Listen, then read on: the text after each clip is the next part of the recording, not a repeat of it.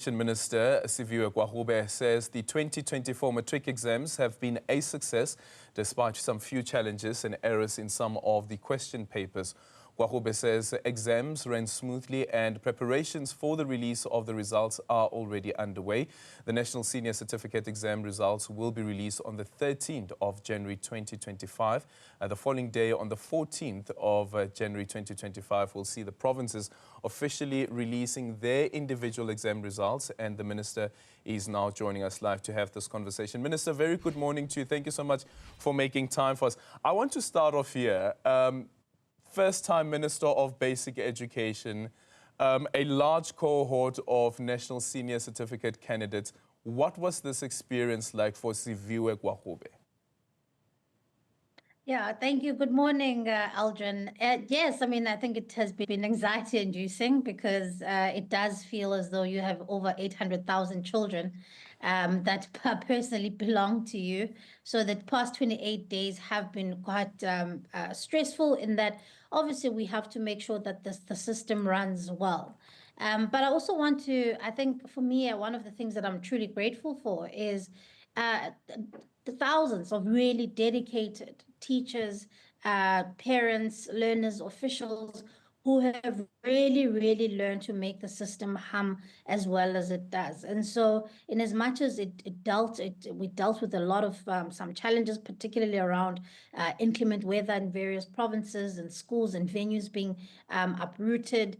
But ultimately, I think the system was able to work very well. The contingency plans were able to kick in. And of course, I think once at the end of it today, I can finally breathe a sigh of relief because most of our papers have been written. Today is the day where backup papers are being written. You'll remember there was those learners in the Eastern Cape who were not able to write their computer science exam due to flooding. So they will be writing their paper today. But we really truly wrap up today and now then shift our focus to marking. So it has been an anxiety-inducing process, but I've actually also been incredibly impressed by just how dedicated some people are in the system. Yeah, and speaking about the incident with the 6th grade 12 pupils who were allegedly raped, the impact that something like that has on the matriculants themselves, but then also their peers. Speak to us about that, because ordinarily you would hear the department saying that there will be some support that will be coming from social development and sometimes even from the department as well. But the impact itself, it's almost indelible. It remains there.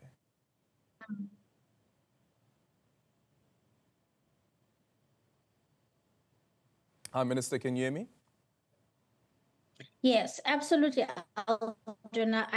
You're absolutely right. The incident that took place, that horrific and heinous crime that took place in the Eastern Cape with those 5 learners, is something that also just made me realize that, you know, as South Africans and our learners live in horrifically violent communities, because those learners had moved into that home so that they can be closer to the school, so that they can study and be on time the very next day to go and do the exams. We have obviously provided them with psychosocial support. They have been supported. In fact, all of them opted during this period to be able to write their papers. But it speaks to a deeper issue. The fact that our schools are not immune or insulated from the very violent communities in which they live in. And so even when we talk about safety in schools, Aldrin, we have to be mindful of the fact that this has to be a multi-governmental approach with the whole of society approach, because ultimately Minister Mkunu's department has to come on board here to say, how do we deal with keeping our learners safe? Because those learners, what happened to them is completely life-changing. And so I am glad that they were able to be supported through writing those exams, but it should have never happened. Our learners should have never been exposed to such. Yeah. So now the process around the marking, as you say, now ensues. When can we expect the final day of marking to be? And then also the preparation around the publication of the matric results. And with the publication of the matric results, as it stands currently, is the department heeding that call by the information regulator, the directive rather, not to publicize the individual results of matriculants? Yeah.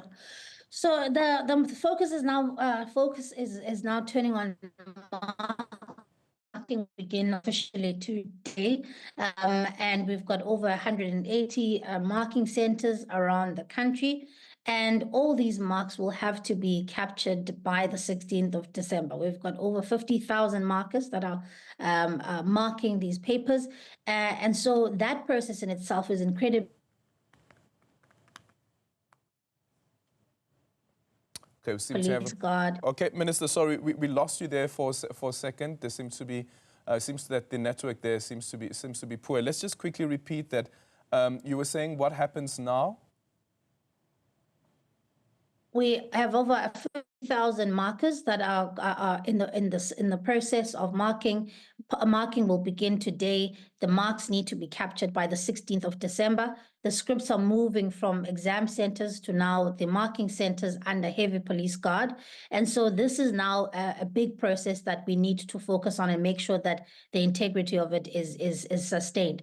But as you also raised the question, Aldrin, on the issue around the information regulator, our view is that the publishing of a unique exam number does not amount to the contravention of personal details of learners. And we are also guided by the court case where the court did, in fact, a couple of years ago, where the court did, in fact, affirm that publishing of the results in the newspaper is beneficial to some learners who aren't able to go back to their schools to go and collect their scripts. So we are still guided by that court ruling. And of course, unless we are interdicted, we will be proceeding with the publishing of the results. Okay, because I raised that particular point with the information regulator as well about that unique exam number. And her point was that that unique exam number belongs to an individual, therefore it means that it is that individual's personal information. And I mean, we understand that, but our view is that the benefit of being able to access your results in a publicly accessible platform is something that is useful. Number two, that again, it's not. We don't believe that the publication of a unique exam number is something that would contravene somebody's personal information or the protection of such. But of course, Aldrin, we will be led by the process, will be led by any court processes that the information regulator may want to invoke. As things stand, we are proceeding as normal because we are led and guided by that court ruling that I indicated earlier. And so if there's a move to undo that, or there's a move to change that, we are not hostile to that. Things have to evolve, and we're not hostile to that. But this is a process that we are following. The information regulator has raised some issues. We have responded to say we don't believe this is contravention of the POPI Act. But if, of course, that is overturned by a court of law, we will abide. Yeah. Are you able to share with us what the attitude of the information regulator was when you shared with them that this is your interpretation and therefore you will be going ahead with the publication? Look, I mean, we are in constant conversation with them. I think, look, we are not hostile to them either, because, of course, it is their job to try and make sure that information is regulated and as part of as a state organ.